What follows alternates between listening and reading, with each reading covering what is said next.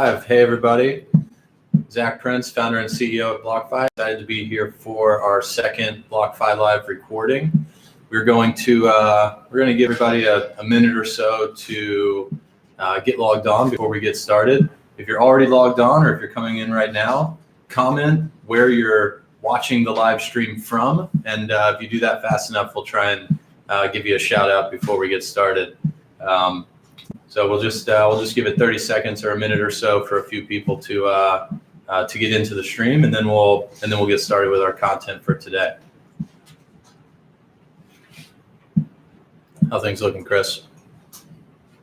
We're getting this out on Twitter right now, and messaging everybody so that they know they can join in, see you, and interview Rene. Awesome. Yeah. So this is going to be our second ever live stream. If you're watching and you have thoughts or comments on us, don't hesitate to share them. Comment in the chat functionality on YouTube or Twitter. If you're already here, tell us where you're from, and we'll try and give you a shout out before we get started. We decided on the content for this live stream based on feedback that we got after our first live stream. So we definitely listen to everything that we hear from you. So please shoot us a note, tell us what you think we can do better or differently, or let us know what you want us to talk about next, and we'll make sure to create some good content around it for you. I hope everybody's had a fantastic start to 2020. Hopefully we're going to have a roaring 20s type of decade ahead of us. Excited to see Bitcoin up a little bit already to start the year, which is great. Before we dive into our core content today, I want to share a couple of recent developments from BlockFi's end. So two things, if you're not already aware. Number one, just yesterday we launched support for USDC and Litecoin on our platform. So you can earn an 8.6% interest rate on USDC and a 3.8% interest rate on Litecoin.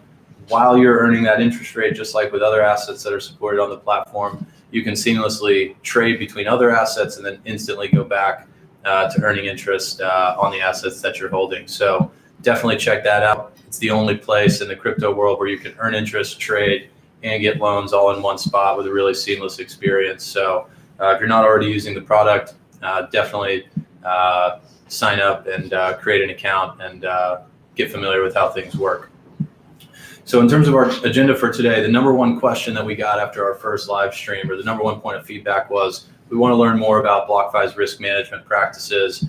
We want to understand how different components of the lending and risk models work. So the primary thing that we're going to be doing today is I'm going to sit down and have a chat with our Chief Risk Officer, Rene van Kesteren.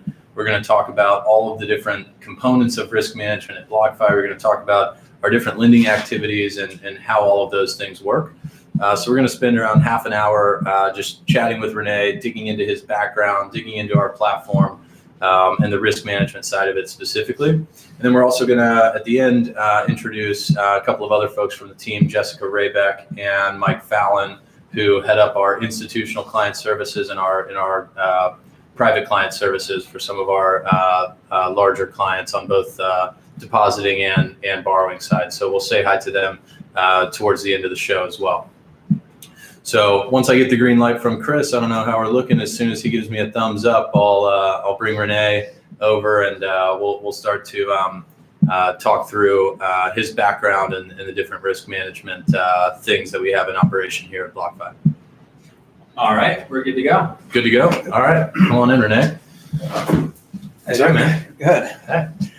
So Rene normally likes to stay behind the scenes, so you're all very lucky to be getting an intimate conversation with him here. But I've known Rene for a couple of years now. We've become really good friends, and he's one of the smartest people that I know. So maybe to start, Rene, just tell the folks that are watching a little bit about your background. Where did you come from prior to BlockFi? What were you doing prior to BlockFi? So before joining BlockFi, I was a managing director at Bank of America Merrill Lynch for about 13 years. I managed a team, 15 people located between New York and London, all involved in equity structured financing. We were part of the financing area in equities, but we did everything that didn't fit the regular prime brokerage framework. So can think about stuff like, hey, I want to finance physical gold that doesn't go clear and settle in a regular brokerage account. That sits on the shelf somewhere. So we would structure that and put a transaction together. We did things like financing memberships on an exchange or investments in limited partnerships, all things that doesn't really clear and settle. Something like, that doesn't have a QSIP or go account like Microsoft stock or Apple stock. So basically the hard stuff. So if Apple stock and Microsoft stock is easy to finance, you were the head of the part of Bank of America that was financing the harder to finance stuff. Exactly, the harder to finance stuff. Another reason why it would be hard is because it was from a risk perspective hard, right? So if you had restricted stock that you couldn't sell easily when there was a margin call, or you had 100 days of volume, you had to do a bit more work to get comfortable with the risk. Yeah, that makes sense. And what about before that? Before that, people can probably tell you have an accent. So where are you from? What were you doing before Vallon? Yeah. Before that, originally I'm Dutch, right? I came to the US some time ago now, at least 20 years. I'm embarrassed to say how long ago. And before Bank of America, where I was about 13 years, I worked in proprietary trading, both at a hedge fund called Caxton and at a bank, Barclays Bank. I did it for about 5-6 years. Got it. I have a background in computer science and applied math, and also an MBA. Got it. So in your time at Bank of America, you said about 13 years, you're lending and financing things that aren't just traditional public equities. What was the performance like? So obviously you were there through 2008, 2009. Were you losing a lot of money and blowing up, or how did No, that's actually we had no losses. In general, we even had no issues on the funding side. So we managed to arrange funding from other sources that were a bit longer term to match the term that we had with the loans we had outstanding. That's the good thing about collateralized lending, right? As long as you have sufficient cushion and there is liquidity when you need it, when you need to sell it because you need to foreclose on a client, right? They didn't meet the margin call and there is solely not, or the amount of collateral is in a danger zone that is not sufficient to repay the loan. We were able to sell it and no issues. Yeah, it's a type of lending that in general is on the conservative end of the risk spectrum if you think about all the different types of lending that are out there. Correct. It's not high yield, right? So it doesn't pay like high yield. It pays very little. Yeah. But you make it up in volume, I guess. So. Yeah, and so maybe talk a little bit about how you initially thought about financing crypto. When you and I first met each other and I was trying to convince you that joining BlockFi would be a great opportunity 2 years ago.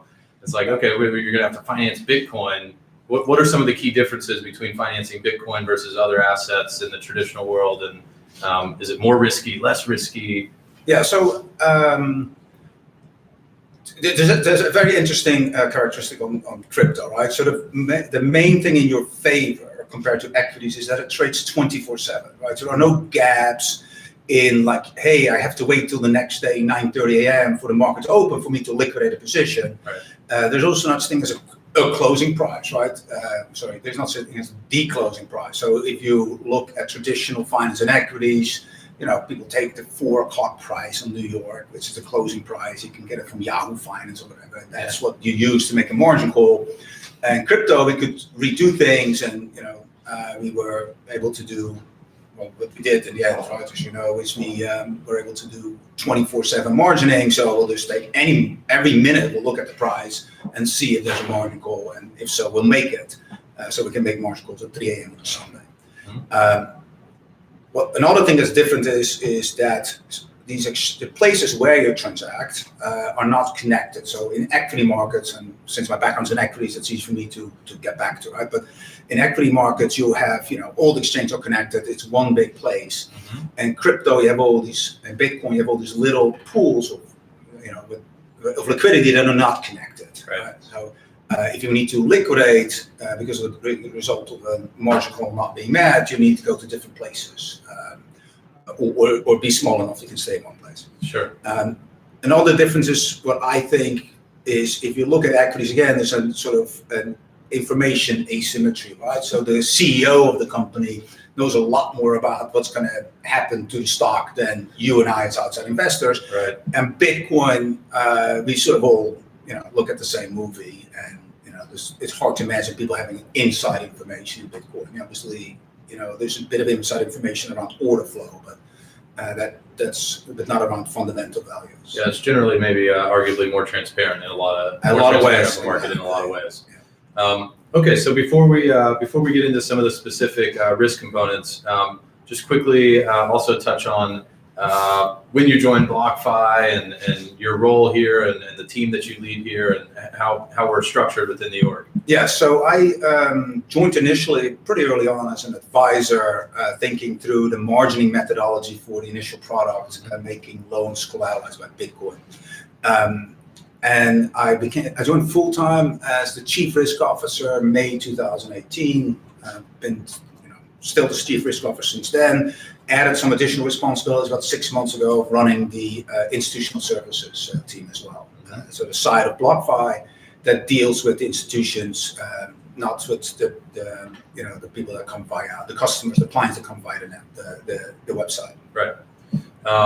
Okay, that makes that's great background. So let's start to dive into some of the weeds. How does all this stuff work? So fundamentally, if we look at a really high level, how is it that we're able to pay interest? Someone brings us Bitcoin. There's no risk-free rate on Bitcoin from the Fed or another government institution. How is it that we're able to offer BlockFi clients a yield on their Bitcoin that they're holding in an account with BlockFi?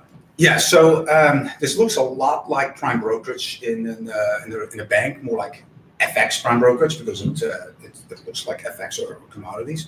So you have to think about, if you look at our business, right, we start at the front end where people go to the website, open up an account, and give us their Bitcoin or Ether or now Litecoin and a bunch of stablecoins, GUSD and USDC. Then we pay them an interest on that, or they can borrow fiat, US dollars against it, and they will be paying us an interest rate. Right? So if you now look at what does BlockFi need to do, is to be able to offer these services, we need to now take that Bitcoin and either make a yield on that by lending it out to someone else who pays us, or we need to take that Bitcoin and exchange that for dollars so we can lend out the dollars. That's right. Okay, so we've got kind of interest rates happening on both sides. You've got a rate that you're paying to depositors, a rate that's being charged to borrowers, and fundamentally that kind of, what most people think about is just the way a bank works. If you go down a level deeper, it's kind of how prime brokerage and FX works. Yes. That's fundamentally what we're doing. Yeah, the interesting part of most banks think in one currency, right? Dollar banks, right? Here we have these multiple currencies / commodities going on. Okay. That makes adds a bit city. Right. And then so fun. Yeah. So specifically for Bitcoin, Yes. or the cryptocurrency side of it, when we say we're lending cryptocurrency to folks that borrow it from us and they pay a rate on that borrow, and that's how we're able to pay an interest rate to folks who have deposited cryptocurrency with BlockFi. Who's borrowing it? What type of institutional investor is borrowing Bitcoin? Most of our clients are market-making proprietary trading firms. And when we say clients now, we're talking about the institutional clients. Yep. So most of the institutional clients will be market-making firms, proprietary trading firms. We have some companies as well. I can't really go into the names, who they are, because we're under NDA, but most of them, but you can think about the type of people that are some of our equity investors like Susquehanna, Kuna, CNT, Fidelity, Galaxy Digital. And what are they, so we're lending it to, let's say, one of those folks. What are some of the things that they're using the Bitcoin for or doing with it that makes them want to borrow it from us? Right. So why do they have a need why is it worth it to them to borrow cryptocurrency from BlockFi and pay an interest rate on it? Right. So there's sort of, if you look at two use cases, easy to identify. So one is obviously working capital, right? So if you're a company and you have operations in Europe, you need euros, right? Even though your headquarters in the US. So people that operate in Bitcoin need Bitcoin for certain reasons, okay? So that's working capital reasons. The other reason, and that's mostly on the market making proprietary trading side, they need the ability to short Bitcoin, right? Now, shorting in market making is a very normal activity because it helps with price discovery, right? But in regular markets and equities, if you want to short, particularly market making firms, they just sell it. They don't need to have it. They just need to be able to deliver it in a few days, actually 2 business days, right? Yep. If you're not a market making firm and you don't have the exemptions, actually you need to locate the stock first, right? So if you think about hedge fund type activity, you need to call your prime broker and say, hey, I want 1,000 shares of Apple, and then and they say, yeah, here it is. You sell it and you short it basically because you sold something you don't own, right? You just borrowed it. Yep. And then in 2 days, you just need to make sure it gets into your account. Your prime broker takes care of it. Okay. Right. And Bitcoin, we don't have that kind of settlement cycle or people in the middle, right? That do this stuff. So but also settlement is not instantaneous. It still takes a few blocks, right? At least 10 minutes. And most likely people want to wait 30 minutes to make sure it actually is part of the blockchain. Right? Sure. So think about a situation where, and this is somewhat hypothetical, we think that this happens, right? We don't know for sure because our institutional clients don't tell us exactly what they do, but you can imagine that they do this. Hey, there's Kraken and you have Coinbase, right? And or Gemini, right? So you have Gemini on one side with the Bitcoin price, and there's a price of Bitcoin Kraken. These exchanges are not connected, so the price could be very different. Hey, it's more expensive on Kraken and it's cheaper on Coinbase, so I can buy something for 7,800 and sell it for 7,900 at the same time. That's $100 right there, right? Free money. Free money. So so to do that, you actually need to have the Bitcoin on both Kraken and Coinbase. One way of establishing that position is by borrowing it from BlockFi and then move it into the exchange. And if you need to sell it, you have it there. Right? So that's one of the main use cases. I think, That makes total sense. And I would say one of the things that we started to see as CME and other venues started offering futures and other types of derivatives was that those types of transactions and the possibilities for using that capital to capture spreads like that increased dramatically. Yes. So when it was just spot exchanges, there was kind of one opportunity set. When you now have spot and futures and increasingly also liquid options markets, the opportunity set for those types of transactions increases. So it increases exactly because what you said, right? So now you have a term on things, right?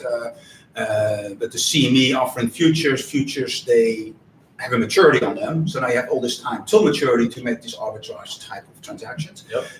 And also volatility is very high. So you need a lot of price movement. If there's no price movement and no trading happening, then price sits there. There's not a lot of opportunity for things to get out of whack and to arbitrage that. That makes sense. So now we want to get a little bit into the weeds of managing some of these risks that exist. So just briefly, I want to touch on the security risk. So obviously, when you're sending Bitcoin to BlockFi, there's a risk that it can get hacked. We've seen lots of exchange hacks and other types of hacks in the crypto world before. There's also a risk of just knowing who you're doing business with and understanding the type of counterparty that you're facing.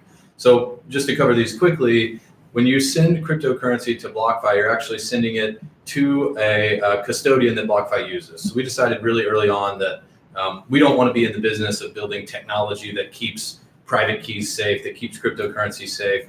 And we decided to partner with Gemini as our primary custodian. Gemini has SOC 2 compliance. They have insurance on their hot wallets. They're one of the only companies that have insurance on their hot wallets. They custody billions of dollars worth of crypto, and they have a perfect track record of keeping that safe. And then on the knowing who you're dealing with side of things, we've had a big focus at the company of having a really strong team, regulatory infrastructure, and capital backing supporting the company. So you can go to our website, blockfi.com/investors, and see some of the names of firms who are partial owners of BlockFi because they've invested in equity in the company, like Fidelity, Valar Ventures, Susquehanna, Galaxy Digital, and quite a few others.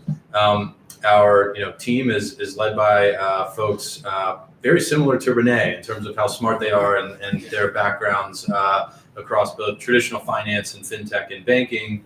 And in terms of regulation, we were the first company to lend to crypto investors to receive state licenses, and we operate in 49 states now for making US dollar loans. We're also regulated in the US as an MSB at the federal level, and we're in the process of receiving money transmission licenses also at the state level, like our lending licenses. And we already have Washington, Oregon, and Kansas knocked out, and we'll be announcing quite a few more state licenses for money transmission soon.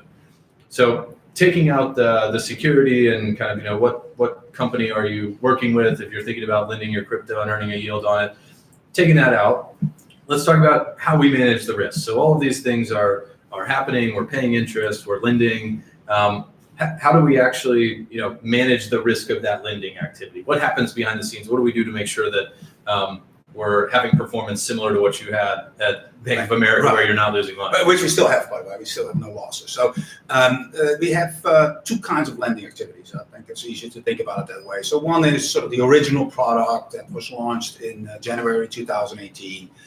You have Bitcoin or Ether. You send us a Bitcoin or Ether, and we'll make you a dollar loan against that, a fiat loan that goes to your bank account and you can use for whatever you need to use it for. So that product, we basically built a complete margining system that's fully automated, runs 24/7. Every so often, I think it's every minute or 5 minutes, it'll take a price for Bitcoin or Ether, calculates the margin requirement, and if you hit a certain threshold, so if the value of your collateral is less, it's like 70%. So if the value of the loan, if the amount of the loan is like 70% or more of the value of the collateral, right? So the collateral values come down because the loan value is static unless you repay. You will get a margin call, and it will just automatically be generated. The system sends it out. You'll receive the inbox. You have a couple days to fix it and cure it. If in the meantime it hits the 80 type of threshold, then we have the ability to foreclose on that collateral, and our system will take care of that. It's all fully automated. We had a good stress test in November 2000. Yeah, so we made our first US dollar loans in January of 2018. Bitcoin was 14,000, and the performance of 2018 was largely one direction. Into the year around 3,000, and November 2018 was the kind of market puke, right? Yeah. We went from 6K down to 3K pretty quickly, and so that part of the system was running for that type of activity throughout that time period. And did it perform the way we expected it to? Did everything work as designed? Yeah, it worked perfect. It prevented us from having any losses. Obviously, it's not great for business to liquidate customers. Right. So we don't like doing it. We don't like doing that, and we try to avoid it as much as we can. I don't think we liquidate many clients at that time. Most people actually do post the collateral, and some actually repay the loan. Let's talk a bit about the concerns around this, right? So What do you worry about? So what goes into the thinking around setting these loan to value ratios, the 70, the 80 I just mentioned? How do you build the model in the first place? Exactly, right? So it's a similar kind of framework. So the good thing about Bitcoin, as we started off, is that it trades 24/7, right? And you can margin things 24/7 with the appropriate systems, which we're doing. So then you think about, now you have to consider, sort of two considerations go into. So the time you give yourself to liquidate a customer, right? So how much can the value of the collateral drop after you make the margin call? And then if that margin call is not met, how much do you have left at the same time, right? So how much can it drop after the margin call is not met, and how much volume is there to support your liquidation? You cannot be 100% of the volume. You want to be a modest amount of the volume, so there's not a lot of marketing back. So if your risk system is telling you that you need to sell some of the assets that are posted as collateral, let's just say you need to sell 100 of something, and the entire market that asset trades in only trades 50 a day, that would be bad. That would be bad. You might need to sell 100, right? But you can actually only, the market. You could correct for that. So you could correct for that by saying, okay, I only make a loan to value of 25. Right. So I'm 4 times over collateralized, right? So what's we're not doing, we're making a maximum LTV of 80. And Bitcoin, that's at this point we have access to many venues, so we can almost look at access to many venues to liquidate our collateral. Since we introduced trading, we had to revamp that a bit too. So you can think about that, the full 30 billion that trades every 24 hours, we pretty much have access to that. Sure. So that's the USD secured by crypto side of things. Yes. And that system is getting activated when the price of Bitcoin is falling. Let's shift and talk about the other side. So when someone's borrowing in Bitcoin, and maybe to start, let's just talk about what happens before an institution could borrow Bitcoin from us. So, say you're watching this and you're at a market making firm and you think, well, we might want to borrow Bitcoin.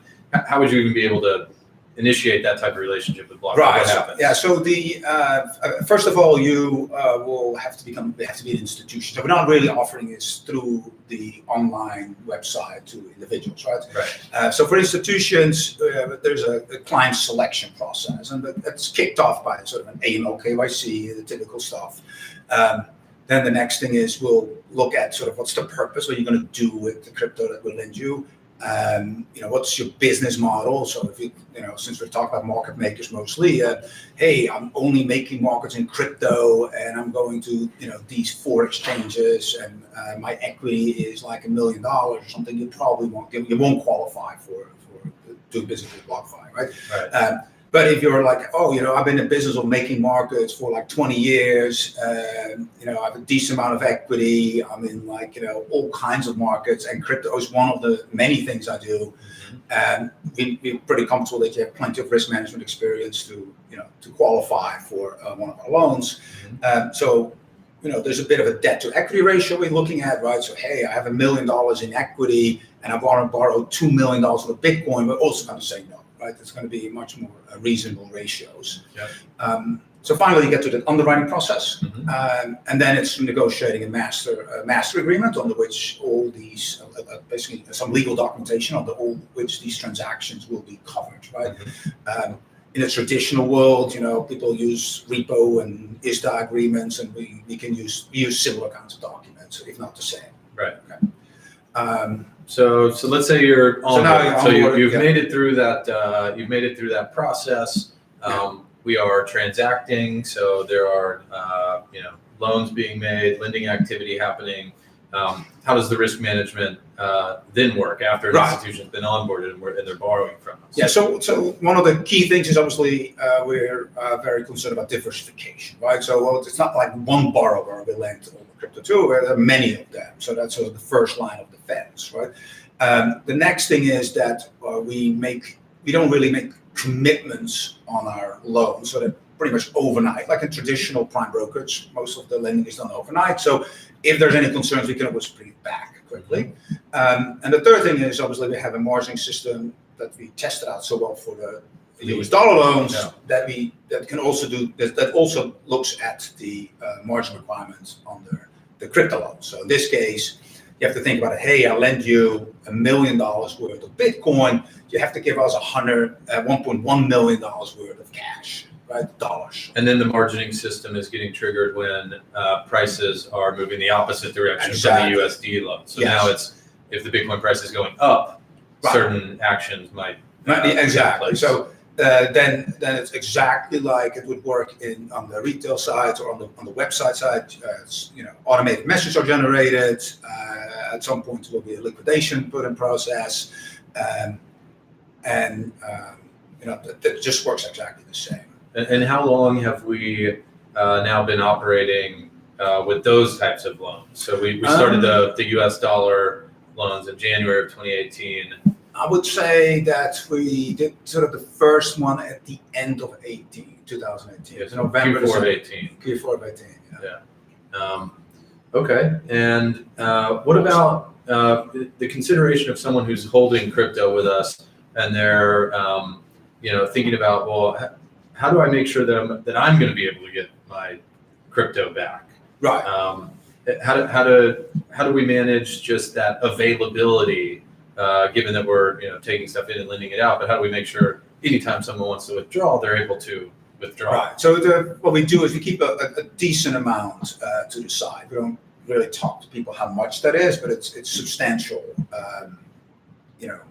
You can think about like in the traditional bank, right? So what we don't have, like what regular banks have, is that a regular bank takes an overnight deposit and makes a 30-year mortgage or buys a 30-year mortgage asset, I guess. So you've got a duration mismatch of overnight versus 30 years. Right?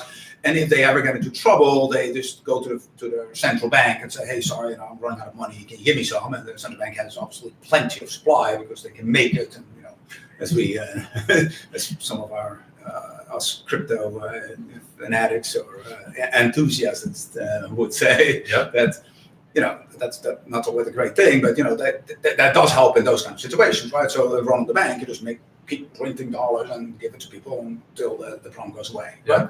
But we don't have that, so we don't have sort of like, hey, can you give me some Bitcoin somewhere?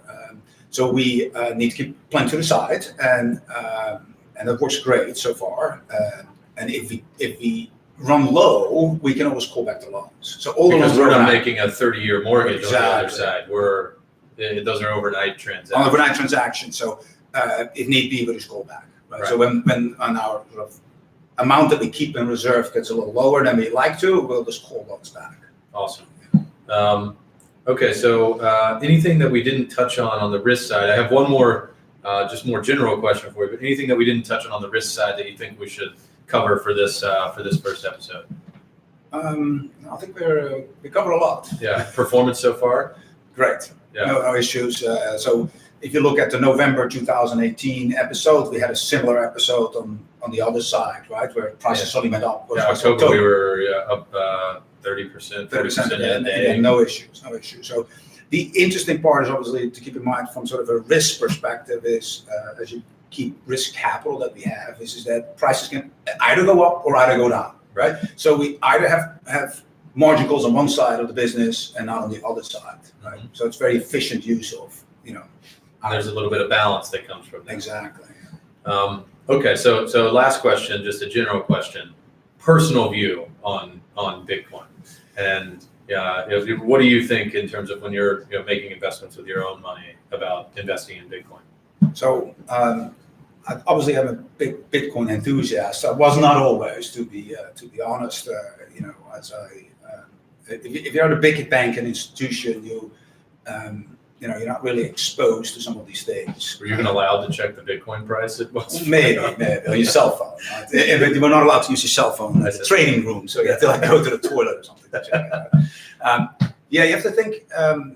I'm very enthusiastic about sort of the prospects of having a currency with where it's it has its intrinsic amount of currency that can be there, right? Mm-hmm. Fiat currency has its uses as well, but I think crypto will have a very good use case too.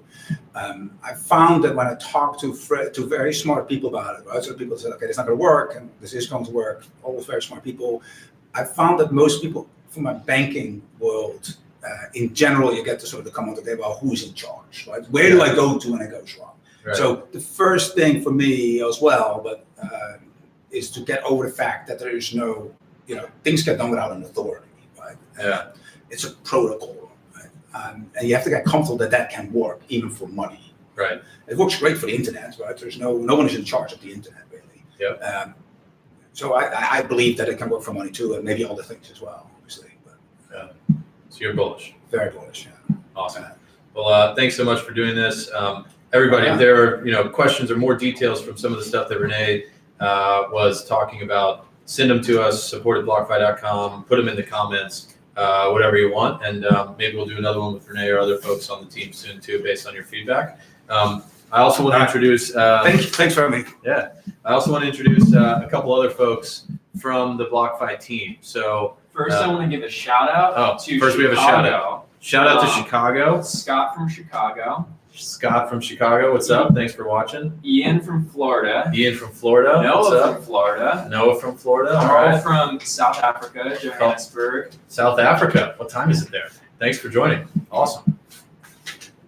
All right. So next we want to introduce a couple other BlockFi team members. So Jessica Beck and Mike Vallon, come on in. I'll let them give their background and tell you what they focus on at BlockFi. But one thing to note is that both Jess and Mike will be heading down to Miami pretty soon. Yep, next Wednesday. To get out of New York winter. The North American Bitcoin conference, right? So Jess and Mike will both be there. If you're going to be there, shoot us a note. We'll schedule time to meet with you or buy you a drink down in Miami or something. So thanks for coming on the live stream.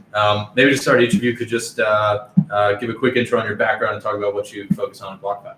Sure. I guess I'll go first. So Jessica Beck, I'm the head of institutional client relations.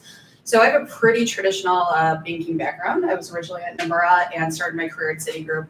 Both firms was in the institutional client group. So focused on bespoke client requests, regulation, a lot of the odd jobs, kind of similar to Rene, but not quite as in-depth as what he's done. Yeah. So here at BlockFi, focused on kind of expanding the institutional ecosystem by providing best-in-class support, trustworthy source for liquidity. The majority of the team has a pretty traditional background, so we're able to really anticipate the needs of our institutional clients. So we offer some things like streamlined onboarding, a full suite of reporting, and things of that nature. Awesome. And quick question before we go to Mike. What was it like being interested in Bitcoin at Nomura, or interested in digital assets? So Nomura is the leading Japanese bank in Tokyo. So you would think there would be a lot more opportunity for digital assets. They're getting there, but it was moving quite slowly, especially in New York, which is the furthest away from our home office. Mm-hmm. So I was always crypto curious, just personally, and been following BlockFi from the start. So it was time to make the jump, but also still keep that skill set. So it was great. I'm happy to see what's going on with the firm, but moving a little bit slower than I hoped. Right. Not BlockFi, Nomura. Nomura, yes. BlockFi's moving at accelerated speed. It's been great.